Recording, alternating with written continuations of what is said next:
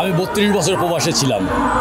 আমি বাংলাদেশের থেকে যখন যাই, দীর্ঘদিন আমরা ওখানে কর্মজীবনে আমরা এসব দেখিনি, কিন্তু ইদানিংকালে আমরা 16-17 সাল থেকে আমরা ওখানে এই কিডন্যাপারদের একটা আনাগোনা দেখতে পাচ্ছি, এবং আমি থাকাকালীনও অনেক লোক কিডন্যাপ হয়েছে। আমি নিজেই মাঠ পর্যায়ে অপারেশন করে আমি সৌদি প্রশাসনের সহযোগিতায় যারা কিডন্যাপ হয়েছে তাদেরকে আমি উদ্ধার করেছি, এবং এম্বাসিকে আমি মানে ইনফরমেশন দিয়েছি। এবং তৎকালীন আমাদের সামরিক অ্যাটাচি ছিল আপনার গিয়ে শাহ আলম চৌধুরী সাহেব, ব্রিগেডিয়ার শাহ আলম চৌধুরী সাহেব, উনি মোটামুটিভাবে আমাকে সহযোগিতা করেছেন, এবং তৎকালীন রাষ্ট্রদূত ছিল শহীদুল ইসলাম, উনিও সহযোগিতা করেছেন। কিন্তু পরবর্তীতে যখন গোলাম মুসি গেল এবং গোলাম মুসির পরে আপনার জাভেদ পাটোয়ারি গেল, এই সময়গুলি ছিল এই অপহরণকারীদের একটা মহা উৎসব। এদের কাছে বললে কোনো আপনার অ্যাকশনে যেত না, বরঞ্চ তারা এই অপরাধকারী যারা বাবার ব্যবসা করে, নারী ব্যবসা করে, চাঁদার ব্যবসা করে, থাইল্যান্ডি কৈল্যান্ডি খেলে, তাদের তো পয়সার অভাব নেই, তাদের ঘাটাপ হলো জাকানাকা। তো এরা ওদের বাসায় দাওয়াতও খেতে যায়, ওদের সাথে কোনো প্রোগ্রাম করলে সেখানেও যায়, ঠিক আছে কি না? তো ওরা অন্য লোক যারা তারা মনে করে ওরে বাবা এরা তো আর বিশাল গ্যাং এবং এরা বিশাল পাওয়ারফুল, এম্বাসি তাদের সাথে। তো এম্বাসির কাছে আমরা অভিযোগ দিয়ে কী করব? অনেক সময় অভিযোগ এম্বাসিতে দিলে এম্বাসির যে আপনার আইনি শাখা, সেখানে আপনার গিয়ে একজন লোক আছে মামুনুর রশিদ, সে দীর্ঘদিন সে আগে সরকারের লোক ছিল, এখন সে দাড়ি টুপি রেখে মোটামুটি এখন ফেরেস্তার ভাও ধরছে। তার কাছে যদি কোনো লোক অভিযোগ দেয়, সে সাথে সাথে অপহরণকারীদেরকে রিপোর্টটা দিয়ে দেয় যে তোমার আবু সাইদ নামের উনু তোমার নামে এই কথাটা বলছে, এই অবস্থা, আমাদের কাছে বিচার দিছে। তখন অপহরণকারী করে কি আমাকেই অপহরণ করে নিয়ে যায়, আর না হলে সৌদি প্রশাসনকে তাদেরকে দিয়ে আমাকে তারা গ্রেপ্তার করে জেলে দিয়ে দিবে। তো এখন আমাকে গ্রেপ্তার করলো, 100 লোক ভয় পেয়ে গেল, 100 লোক আর কারো নামে আর অভিযোগ দিবে না, এইভাবে তারা করে। এবং এই যে কিছুদিন আগে আমাদের মহাসিন নামের এক লোককে কিডন্যাপ করে নিয়ে তাকে 17 তারিখে কিডন্যাপ করছে, 18 তারিখে তারা মেরে ফেলছে। কিন্তু যে কিডন্যাপাররা মারছে তাদের নাম ধাম সব কিছু আমাদের কাছে আছে। আমি এয়ারপোর্টেও বলেছি আমাদের সাতকহনের যে আমাদের সাংবাদিক আমাদের সাইফুল রাজীবের কাছে, এবং অন্য নাগরিক টিভি সহ অন্যগুলিতে আমরা বলেছি, কিন্তু এম্বাসির কোনো টনক দেখছি না আমরা। এম্বাসি যদি অ্যাকশন নেয় 1-2, কিন্তু এম্বাসি তাদের সাথে দহরম মহরম। এবং কি আরেকটা জিনিস আপনাদেরকে বলি, অপরাধীরা আরও অপরাধ করা সহজ হয় যে এখন বর্তমানে কি ডিজিটাল পাসপোর্ট চলে না পৃথিবীতে, হ্যাঁ? এম্বাসির লোকেরা অ্যাম্বাসাডারের যে পিয়ন তাকে দিছে পাসপোর্ট শাখায়, সে করে কি আপনার কি আগের অ্যানালগ পাসপোর্ট রিনিউ করে দেয়, হ্যাঁ? তাদেরকে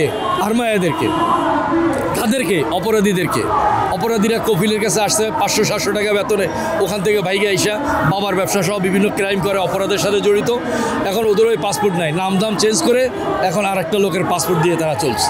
এই জন্য আমি মনে করি আমাদের পররাষ্ট্র মন্ত্রণালয়, প্রবাসী কল্যাণ মন্ত্রণালয় সবাই যদি সজাগ দৃষ্টিতে এম্বাসিকে দিয়ে অপরাধীদেরকে সাহায্য না করে, আমাদের 35 লক্ষ বাংলাদেশি প্রবাসী যারা আছে তাদেরও আপনার গিয়ে ভবিষ্যৎ নষ্ট হবে, এবং বাংলাদেশের সুনাম নষ্ট হবে, ভিসা বন্ধ হবে। অচিরেই এই ক্রাইম জগতে যারা আছে অপহরণ করে, চাঁদাবাজি, এবং এর সাথে আরেকটা জড়িত, সেটা হলো আপনার থাইল্যান্ডি কৈল্যান্ডি, আপনারা নাম শুনছেন কিনা, লটারি, হ্যাঁ, জুয়া, এই থাইল্যান্ডি কৈল্যান্ডি এটার সাথে তারা জড়িত।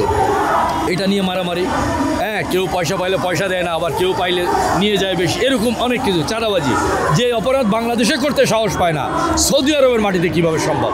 আপনারা তুলে ধরবেন, এম্বাসির বাবা সহ সোজা হয়ে যাবে, আর অপরাধীদেরকে কবরে পাঠিয়ে দিবে তাদের 1, 2, 3। আমি যখন ছিলাম এই অপরাধীরা সামনে অপরাধ করতে সাহস পাইতো না। আমি আবারও আসতেছি সৌদি আরব, আমি অপরাধীদেরকে দেখবো, ওরা বড় না আমরা যারা সচেতন নাগরিক তারা বড়। এই অপরাধীদের বিরুদ্ধে আপনার গিয়ে রিপোর্ট করতে গিয়ে 8 টিভির সাংবাদিক সোহরাব হোসেন লিটনকে বিনা অপরাধে 5 মাসের জেল খাটায় তাকে নিরপরাধ হিসাবে সৌদি কোর্ট তাকে মুক্তি দিছে। তাহলে আপনি যদি সাংবাদিক হয়ে আপনি আমার অপরাধের কথা তুলে ধরেন, এটা তো অপরাধ না? আপনাকে মিথ্যা মামলা দিয়ে কীভাবে আমি জেলে নিলাম? সৌদি আরবের আইন শৃঙ্খলা বাহিনী সৌদি আরবের জন্য যথেষ্ট। সৌদি আরবের প্রশাসনের ভিতরে অনেক মুনাফেক অফিসার আছে, সিপাহি আছে, তারা পয়সা খেয়ে তারা এই অপরাধীদেরকে পালে, তাদের প্রমোশন হয়, গভর্নমেন্ট তাদেরকে প্রমোশন দেয়।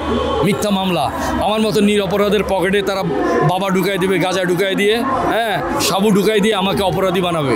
অ্যাভেলেবেল অর্থাৎ আমি আপনার মিডিয়ার সামনে বলতেছি, আপনারা প্রকাশ করবেন না? এটা আমি চ্যালেঞ্জ দিয়ে বলতে পারি। হ্যাঁ, সৌদি আরবের ভালোই অফিসারও আছে, কিন্তু সৌদি ভালো অফিসারের হাতে যখন পড়ে তাদের কিন্তু চাকরিও থাকে না, আজীবন জেলে থাকতে হয়। এই সৌদি অফিসারদেরও আজীবন জেলে থাকতে হয়।